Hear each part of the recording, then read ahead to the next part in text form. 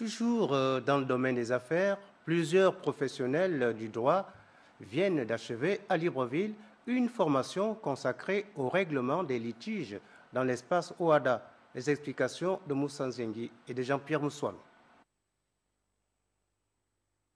Donc c'est une organisation qui a pour vocation de promouvoir le droit des affaires, promouvoir la sécurité juridique et judiciaire, qui a pour but de créer un cadre favorable à la promotion des investissements dans notre espace. L'arbitrage qui est un mode privé de règlement différent, qui permet à des opérateurs économiques de régler leurs différends en dehors de la justice classique. La réforme intervenue en novembre 2017 permet à l'arbitrage CCJA OHADA de se conformer aux standards internationaux.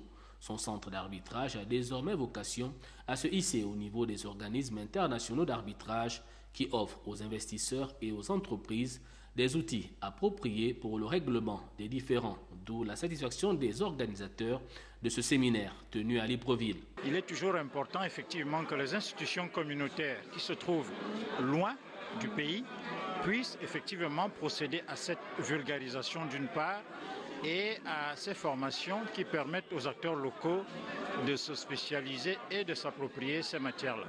Là, j'ai vraiment appris qu'à l'occasion d'un différend, les parties pouvaient insérer une clause compromissoire de règlement d'un conflit éventuel et qui se formulerait sur la base d'une convention arbitrale et donc qui n'est pas obligé d'être soumis à l'appréciation du juge.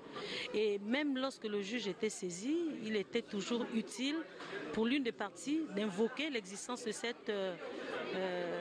cette clause et ça pourrait systématiquement dessaisir ou obliger le juge à se déclarer incompétent. L'aménagement des délais, le renforcement des principes d'indépendance et d'éthique, ainsi que le maintien de l'accès communautaire qui facilite l'exécution des sentences CCJA dans l'espace OHADA constituent des atouts indéniables du nouveau dispositif en vigueur.